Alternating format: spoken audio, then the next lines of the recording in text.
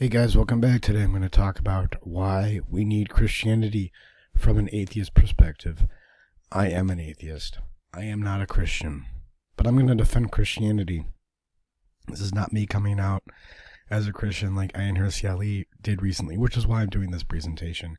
Ayaan Hirsi Ali, the famous atheist, she mentioned in passing on some panel that she was now a Christian, and then she wrote an essay about it, why I am now a Christian. You can go check that out.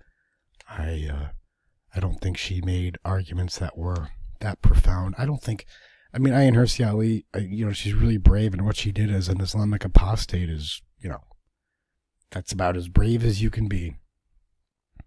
She's not really a philosopher, though. But she essentially says, look, I am in solidarity with the West, with Western civilization, and Christianity is a part of that. Whatever its flaws are, Christianity gave birth to Western civilization. It's an intricate part of it, so she's now a Christian in solidarity. And so this brings up the old debate. Christians say, yes, Western values exist because of Christianity. Atheists say, well, at best. A lot of atheists don't defend Western values, but at best, atheists will say Western values exist despite Christianity. So which one is it? I think they're both wrong. And of course, the blind spot here in this debate, which I'm going to touch on, is the same blind spot in psychology. The exact same blind spot in psychology for a very definite reason, which we will get to in this video. Okay, so overview. I'm going to first talk about what civilization needs. What Western civilization, which I say is civilization. Civilization is Western civilization. I'm going to talk about it. It needs three things at least, minimum. It needs truth, it needs ethics, and it needs some truth outside of our consciousness. It needs a way that we adhere to that truth. That's what ethics is, right? Adhering to the truth. And it needs a process. It needs a regulatory system through which we can be ethical. Because unfortunately, even when we want to be ethical, we're not always ethical. Well, why is that? That's what civilization needs. I'm going to talk about Carl Jung's role, what Carl Jung would say about this debate, the debate of Western civilization exists because of Christianity versus in spite of Christianity. He has a crucial point. And nothing in this presentation I say is new. All I am doing here is making what Carl Jung said more palpable. Because he wasn't the best communicator. He was this really smart guy, great ideas, not a good communicator. I'm gonna, be Paul of Tarsus to his Jesus. And then I'm going to talk about the question of civilizational Christianity. Do we need Christianity to have Western civilization? Okay, joinanimus.com/feature. And I'm just going to say in advance that I'm probably going to need to pause because I'm pretty sure I had bronchitis. I was doing a lot better, but then I went to my nephew's birthday party at an indoor trampoline park, which is actually more fun than you could imagine it to be. But I was, playing too hard and hurt myself. Joinanimus.com/feature if you want to find out more about what I do. Okay, so let's get into it. What civilization needs? The first thing it needs is truth. So why does it need truth? Well, some external reference by which we regulate. I talk about regulation and emotional regulation a lot on this channel. Regulate to what? There's always, I don't really talk about that too often because it's more of a philosophical question, but regulate to what? And what we regulate to is some truth outside of what we are. Independent of our consciousness. We need to communicate about the truth, and if there is no truth external to our psyches, then there's nothing to communicate to. Without truth, you only have power and control. That is it, and that is not civilization. Civilization is a civilization to the extent to which, hear my dog barking, the nanny's here, is the extent to which an individual can live apart from the tribe if he so chooses. Now, maybe you could say our consciousness can go out and affect reality to some capacity. Okay, that's fine. Maybe that's true. But there is still a reality. There is still a reality. There is still a truth outside of our consciousness. If we do have some psychic appendage through which we can influence reality through the, whatever the quantum physics of our mind, that may be possible. But that's no different than saying we have a hand here that can go out and grasp and move this ball around. Yeah, I can affect external reality. I can affect what is out there, but there is still a thing out there independent of my consciousness. Which is why apologies matter. In any relationship, whether it's 2 people or 2 billion people, apologies matter. Apologies aren't simply about saying what I did was wrong. Yes, that's part of it. But implied in what I did was wrong is there is some reality out there that is ultimately in charge of this relationship. And by apologizing, I acknowledge that reality. Guys talk about red flags in girlfriends, and, women talk about red flags in boyfriends. You know what the number 1 red flag is? Is not whether you do something wrong or if you have a stupid tattoo. It's, can you apologize? When you do something wrong, can you apologize? It's okay to be imperfect, but can you speak to the truth? And this alone, let me just say, I'm probably going to talk about this later, but it's coming up now. This alone is religious. This feels religious. We talk about truth. And I mentioned this because Ayaan Hirsi Ali talks about this in her essay about the importance of a transcendent truth. Well, I think there's a huge conflation in the word transcendent, a supernatural conflation. Now when we use the term transcendent, something existing outside, over and above, supreme, we conflate that with supernatural.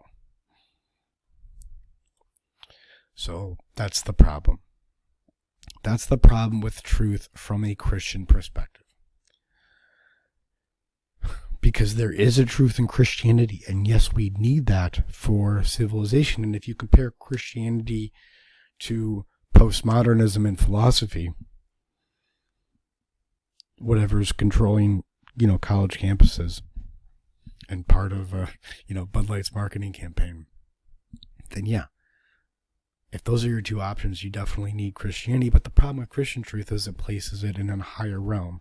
So it must necessarily be based on faith. It's indefensible.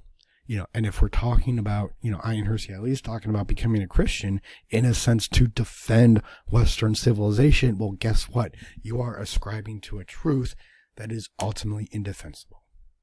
Because she would say one of the enemies of Western civilization is radical Islam.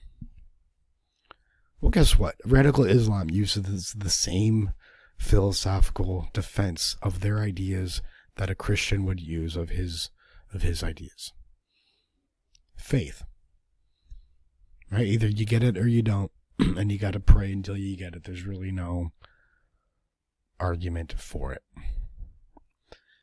Which in itself wouldn't be so bad. But when there is a truth higher than yourself, this inevitably leads to a mind-body dichotomy, which is a huge problem in Christianity. I don't think Christianity needs it. Of course, that's what I'm saying. We still need Christianity, but, where I'm going with this, let's tease out some of the more destructive, more insidiously destructive aspects of Christianity, as Western civilization has been doing. And one of these, destructive aspects of Christianity is the mind-body dichotomy, which inevitably happens when you place a truth in some higher, especially supernatural realm. Because then you have this higher part and this lower part. You have this higher truth and this lower truth. You have your ideals and you have your impulses, and they're ultimately irreconcilable. All you can do is stamp out your lower impulses, your sexual drive, things like that. And this just leads to self-denial and original sin. And, it's difficult, if civilization is the defense of the individual, it's difficult to say that the individual has original sin. I mean, why would somebody who has original sin need to be defended? I mean, if they're sinful by their nature, yeah, they can save themselves. Well, no, they can't, not in Christianity. And look, that's not my point here. But the point is that truth in Christianity, yes, it exists, but it's ultimately indefensible, and it leaves your civilization weaker, because all you can say is, well, look at the effects of Christianity now. I mean, we're doing a lot better than the Muslim world. Well, yeah, but that's better by what standard? Maybe you have the wrong standards, because all your standards are based on his faith anyways. Okay, then let's look at philosophical truth. Let's see if we can develop truth by some other means. And yes, of course we can. This would be, I'm just going to talk about Aristotle here. The philosophical truth is that without which a discussion of truth is impossible. Right? So what is philosophically true is volition. Because you can't really talk about truth without volition, because what's the point? If you can't make a choice of what you identify the truth to be, then why even talk about the truth in the first place? Reality needs to exist out there, because if reality doesn't exist, then what are we even talking about? Right? If you come into a discussion of truth of reality doesn't exist, and there is no truth, then the utterance of reality doesn't exist. There is no truth, doesn't exist. Identity. Same thing. Things need to be what they are. You can't say things can't be what they are, because then I could say the same thing about your utterance of the argument. Things are not what they are. Well, I could say the same thing about your argument. And same thing with causality. And this is all laid out by Aristotle. And I'm going to talk about what happened to Christianity and what we need to go back and fix with it. Because I think Christianity could have been something a lot better than it is, but something happened that took it off its path. We're going to talk about it. But the problem here, I'm talking about truth with philosophy. I mean, this is probably just going over the heads of everybody, because, I mean, what truth? I mean, truth and philosophy, no, I mean, this is all obscured by modern philosophy, which says that there is no truth. Modern philosophy, by the way, created by Kant, who was a Christian. Okay, so this is what happens when you have truth. Yeah, Christianity has truth. This is inevitably what happens. Christianity has truth. But in order to justify that truth in a higher realm, you need to delegitimize our connection with reality here in this realm, in what I see here. You need to, eventually, the argument's going to come along from a really smart guy like Kant that says your interaction with the reality out there as you see it, no, it's all an illusion. It's all just your brain projecting. It's all just your consciousness of your brain. And because we don't have access to reality out there, this is why we need Christian faith. So it's just hilarious to me that Christians are upset about what's going on in college campuses. Like, dude, this all came from a Christian.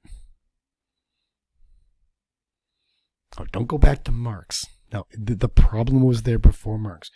Marx took the problems laid out by Hume and somewhat solved by Kant, not in this realm, in another realm.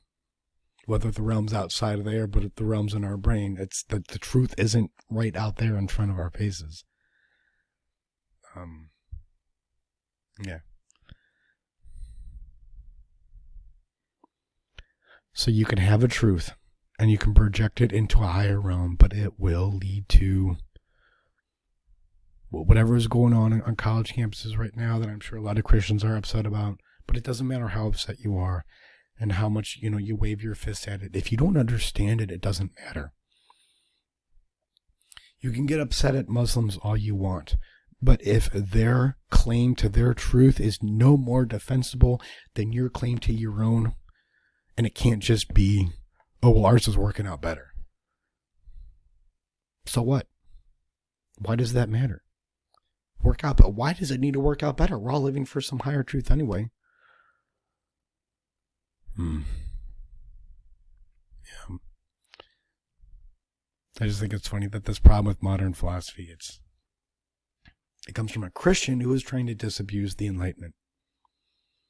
Never forget. Okay, now I'll go to ethics. Another pillar of civilization that we need. Some agreement on an ethical code. Truth doesn't matter. And why we need it is because truth doesn't matter. The regulatory principle out there doesn't matter unless we adhere to it. And ethics is how we adhere to it. Ethics is how we act to adhere to this higher truth. This truth that exists outside of ourselves. Plus, it's the foundation of objective law, which is an important part of civilization. I mean, that's, one of the great things about America, or in the West in general, is everybody's treated the same under the law. I know that's not really how it works out. I think that's because it doesn't work out that way to the extent that we have abdicated, have given up on objective truth that exists outside of ourselves. I know I'm just repeating myself or being redundant. I just want to be clear about this because I think this is just, really important. You think the court system doesn't work well in America? Go to Mexico. Try to get arrested in Mexico. By the way, I was arrested in Mexico. I don't know if I've talked about that too much, but not exactly objective, right? So that's why we need ethics anyway. Okay, so what's ethics when it comes to Christianity? It is the salvation of the soul. And this is an important part of Christianity and why I think why Western civilization did grow out from Christianity or from Christians to Christianity. I don't think it really matters because that argument, there's a blind spot in that argument, which we're going to get to, I'm building up to here. But implied in there is individualism. The salvation of your soul matters. The individual matters. But the problem is it's salvation for some higher truth in some other realm.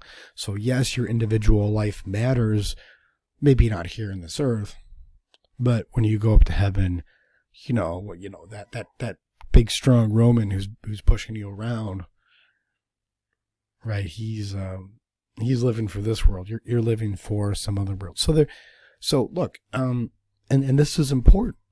We take these concepts for granted now, but this is important. The idea that the actions that you take matter for you, not for anybody else. For you, they matter for you. The problem, of course, again, like with truth, is when when your actions are for another realm. This inevitably leads to self-denial, selflessness, the denial that you have a self, altruism, that the sacrifice of yourself for somebody else. I use it in like the Randian way that she uses it. It's not benevolence. It's sacrificing your life for the sake of somebody else. And this leads to guilt and emasculation and, eventually compensatory behavior. And so erratic behavior. And so instability when, when trying to adhere to ethics. If civilization is about the individual, nothing is going to make the individual feel like he doesn't matter, or he's not in control of his life, and because he's not in control of his life, his life, not the lives of people around him, not his entire environment, but his life, what he does with how he feels effectively. If you introduce these things like self-denial, altruism, guilt, emasculation, he's going to give up on his life, and he's going to join some movement. He's going to join some collective, not because he philosophically ascribes to collectivism, but there's just no other way to live when you're constantly in this dissonance and you have no way to reconcile it. Well, effectively, no. I mean, we're going to talk about it with process, but no ultimate way, no fundamental way to reconcile. There's ways to, kind of deal with uncomfortable feelings, but you're always going to be at war with yourself. So it's really just a matter of time. Okay. So then we have ethics and philosophy. All this stuff is easily, that's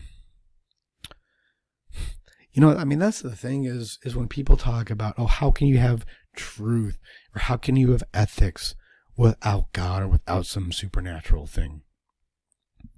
This stuff is all easily derivable from just the facts of reality, the facts that we all accept. And I think this is more a symptom of the fact when you go to college and study philosophy.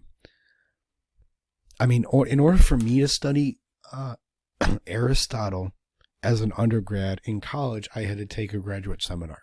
I was taking graduate school classes. You don't get this. I mean, you can get this a little bit I remember it was Philosophy 301. We studied Plato and Aristotle, but it was mostly Plato, because you can't really read Aristotle because it's really annoying and difficult and very difficult to get through. But all this stuff is easily derivable. Look, if you have a consciousness that exists apart from reality, and if you have reality, then the implication is your individual life matters, because now your life depends on how well you can regulate to reality, and the only consciousness you have control over is your own.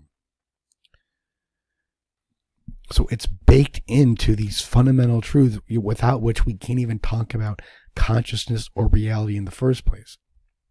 To put it another way, it's your needs come first,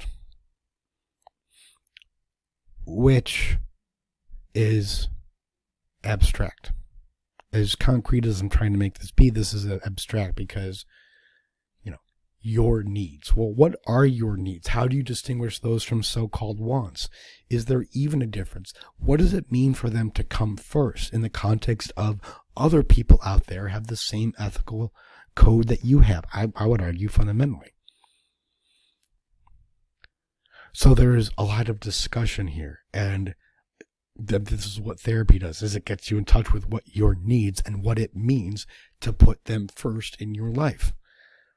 You get really specific about this. You look at resistances that come up when you have needs. You look at anger issues that come up when you try to put your needs first, when you try to communicate them. Can you even do that? So, your needs come first. That's there's a lot to talk about there. It's difficult to apply that to your life, but you can do it. You can do it. Now, without this, modern ethics is basically, or ethics in modernity, without consciousness, without some external reality. Well, maybe there's an external reality that we reference, but there's no consciousness. What you get is utilitarianism, which is impossible and parasitic in its derivation, because you're just doing some calculation of what causes the most pain and what causes the most pleasure. Never ask pleasure or pain by what standard. So it's ultimately going to be parasitic. It's ultimately going to derive from some other ethical code that you don't give credit to. It's not a thing. I mean, from utilitarianism, you get stuff like effective altruism, which is super lame. Okay. So now I just want you to just put in some ideas out there so you can see, well, how can we have, right, we need some reality and some ethics. Christianity can do it. Philosophy can do it in a little bit different way. Do we really need Christianity for Western civilization? I think right now, in these two, from my perspective, I mean, I already have my mind made up.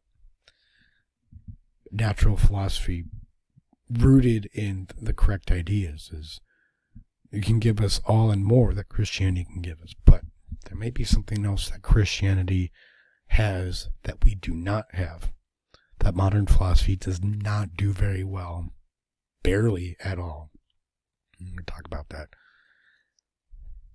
So what I'm saying is we need to take this nugget, this truth of Christianity, and apply it to, and put it in a philosophical context. This is where I'm going with this. Well, I know that doesn't make sense, but we'll make it make sense. Okay, so process. Or, yeah, I'll just say process. Or what you need to do to adhere to ethics. And effectively what this is a recognition of the unconscious, a recognition of there are forces out there that do affect you outside of your control. Otherwise, if you learn an ethical principle that you believe to be true, you would simply follow it and there would be no resistance to it or anything else. But clearly something else is there. So what happens when we can't even adhere to ethics when we want to?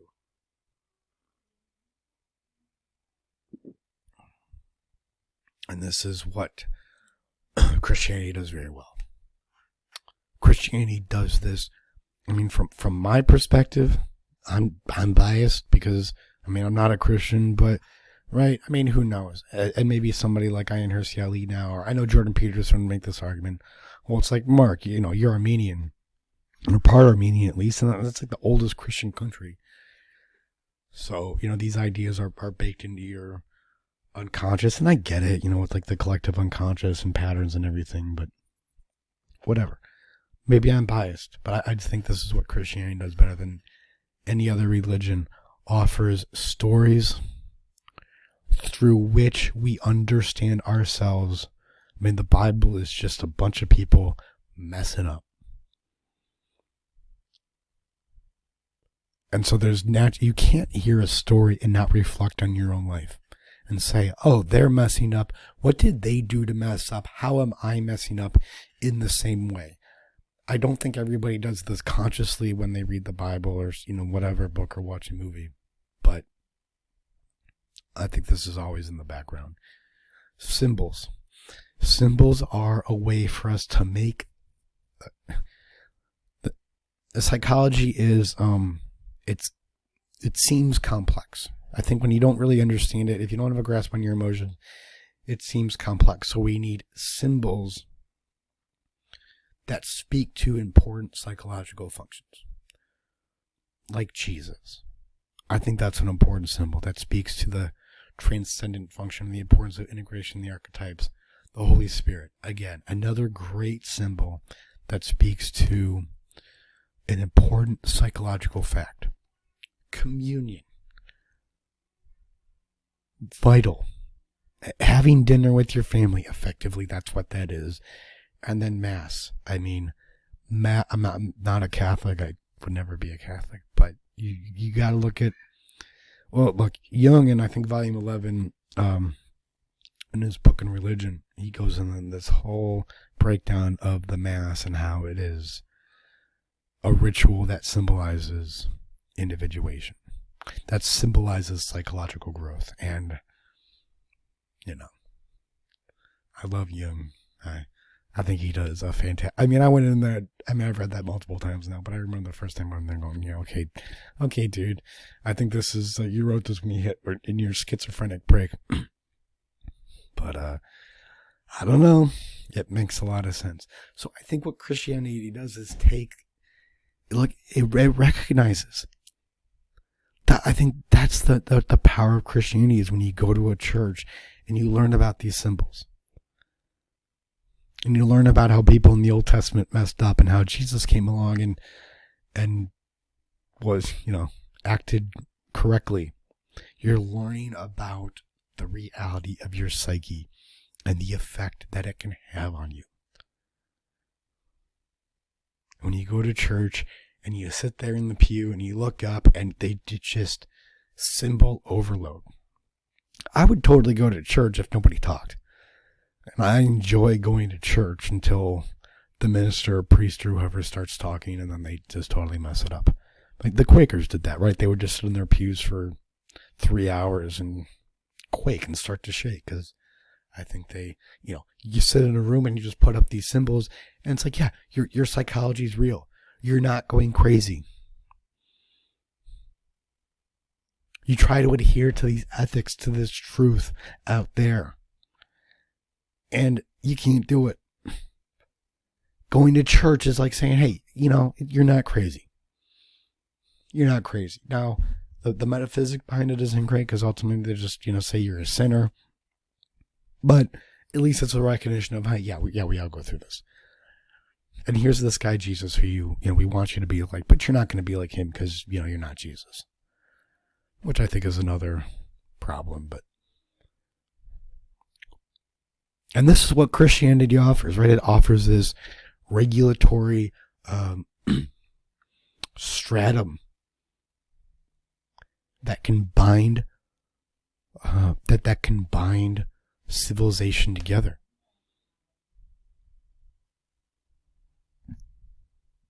It gives us this regulatory mechanism through which, and it's not perfect, but you can, through which you can go out and learn about gravity or, write out the ideas that are going to be the foundation of constitutional law. Okay. And then what's the process with philosophy? Of course, this is what I complain about all the time. This would be psychology, and there is no process. Modern psychology is at best a hodgepodge. Any recognition of unconscious is vague or laughed at, when it comes to Carl Jung. He's a figure that's basically laughed at. And this is what philosophy needs. Right? It's not like, Christianity's right and philosophy's wrong, or philosophy's right and Christianity's wrong. It's like, no, they're both speaking to different parts. They need each other. There's good parts of philosophy and there's good parts of Christianity. We need to figure out how to combine these two. Otherwise, civilization isn't going to continue. And this is what Jung's point in this argument is of, did civilization come from Christianity or Christian? What he would say is, well, both. Both. Right? Now that we live in the face of the Enlightenment, we can't do like Kant did and go back to this time before the Enlightenment. We need to take the facts of the Enlightenment. We need to take this worldly philosophy of the Enlightenment and incorporate it in with Christianity. And the way you do that is you make Christianity this world. You make Christianity of this world. It's not a story of gods and these people living outside of ourselves. It's a story of our own psyche. The holy is holy precisely because it exists in you, which only denigrates the holy if you accept the defunct philosophy of antiquity, which I'm going to get to here. The defunct philosophy being truth exists outside, the Platonic philosophy that says truth only exists outside of yourself.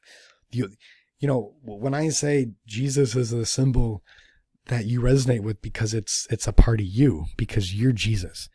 That's the irony of Jesus, is everybody says, oh, he's the God, but the only reason that we say that he is the God is because we relate with him. Because his story is everybody's story. So at the one time, and it just leads to this dissonance which can make Christians crazy.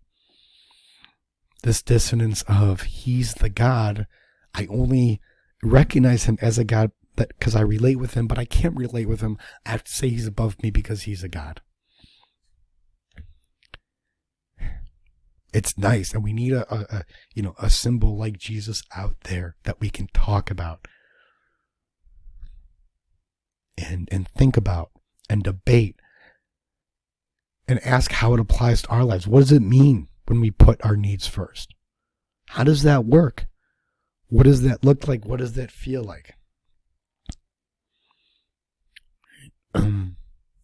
Like, what does it mean when Jesus got mad at that fig tree?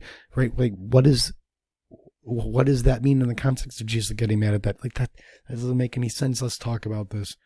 Right? And we're talking about this. We're not talking about whoever's going to win the next election. Right? So that's what Jung said. And what this means effectively is God is your unconscious. Jesus is integration of your opposite. It's integrating parts of your unconscious with your consciousness. And the Holy Spirit is the transcendent function, that which you tap into through connection with other people, that shows you how to integrate your unconscious. It's just so funny to me. I mean, this is, yeah. And okay, so you have this on one side, then you have Sam Harris on the other side saying, no, he experiences God when he takes psychedelics. He finds purpose and meaning in life in psychedelics. Yeah, because that's what psychedelics do. They just put you in a waking dream state where you can experience your unconscious. It's all the same thing. And I think if Christianity is going to move on, we need to recognize the philosophical faults with it, but also, recognize what's good. So to the question of civilizational Christianity, the answer is, well, it depends. Yes, Christianity offered a regulatory function for civilization that I think kept it together, kept it stable, through which you had really smart people, really smart Christians, who could ultimately lay out a foundation for Western civilization. But no, because Western civilization is in fact the philosophical antithesis of Christianity. The Enlightenment said, no, this world matters, not some other world. Okay, you got to live your life for this world. That's really vital. I mean, yeah, great analogy. Think of it like a really smart kid who comes from a dysfunctional family, and he grows up and he develops all these ideas and this way of living that's really healthy. Now, did he develop that because of his family? Well, again, yes and no. Knowing the fact that, look, I mean, these ideas that his philosophy for living his life is totally different than his family. Look, his family, all they do is sit around and complain about other people. And he realizes that, well, other people, they're outside of my boundary. I can only focus on what I can control, which is inside my boundary, which is, what I see, whatever is, 6 inches away from my skin at all times. That's what I control. Everything else, that's up to something else. I don't know. So you say, well, no, the only reason that he's living a happy life is because he developed ideas apart from his family. But he also developed those ideas because of his family. Because look, his mom and dad weren't perfect. They had their issues, and his sister bullied him, whatever. But those are still important archetypes. Right? Those are still species expected archetypes of a mom and a dad, and however imperfect they were, they did provide some regulatory function for him.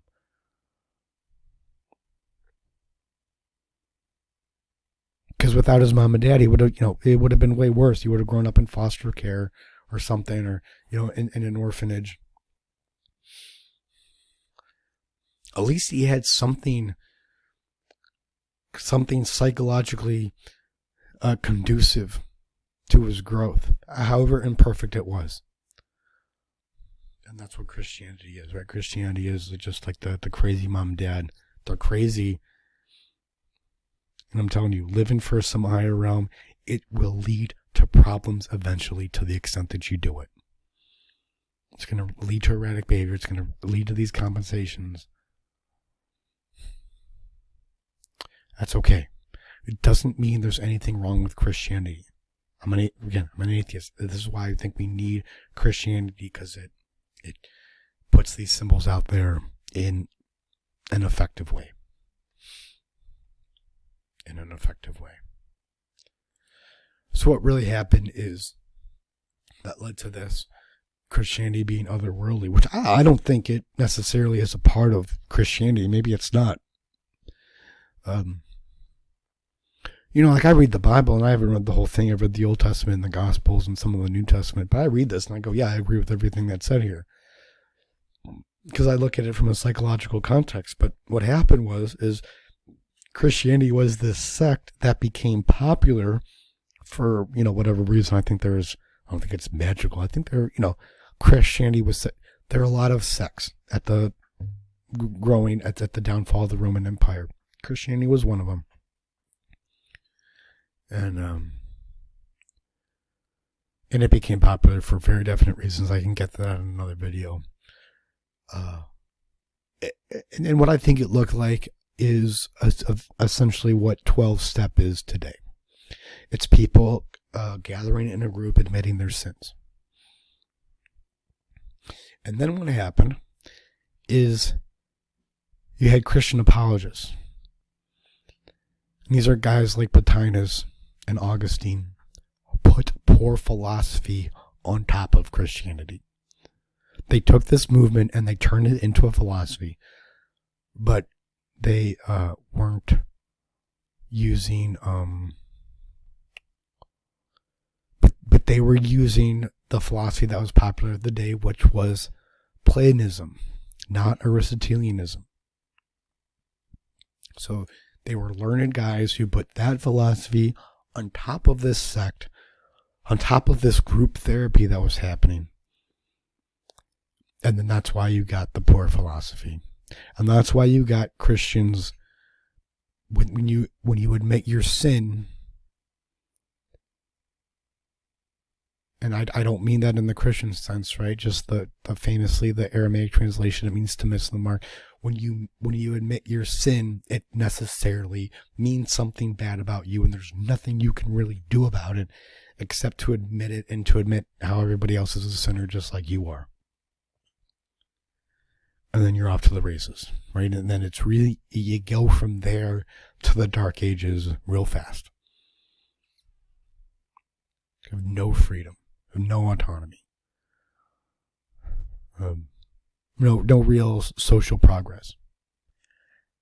Is that a fault of Christianity? I don't think there's anything necessarily wrong with Christianity that led to that. So what we need to do is replace Plato with Aristotle and Gnosticism. I mean, I know there's a lot of conflation between Gnosticism and the Hermetica, but Gnosticism is these spirits are outside of us. The Hermetica is, no, they exist within you. So we have like a Aristotelian Hermetica Christianity, and I think that would be maybe get something like existential Christianity based on this world. And I just say this to continue to evolve this thought, this psychological substratum of society. We need something like this. And I wouldn't want to come up with something new. I mean, that sounds silly at this point, especially since, at least in the West, the symbols of Christianity are well known and easily talked about. Plus, if you came up with some other religion, it would end up looking a lot like Christianity anyway, so whatever, it doesn't matter.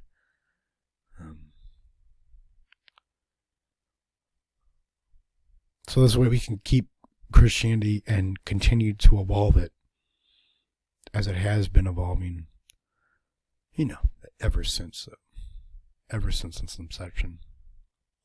joinanimus.com/book if you want to learn more about my ideas and how I think we can develop a more natural process through which we adhere to an ethical code that adheres us to some objective truth. It begins with how we manage emotions, how we talk through them. We need to understand this if we're going to reconcile these supposedly two opposites, science and religion, existentialism and Christianity. There's anger, there's anxiety.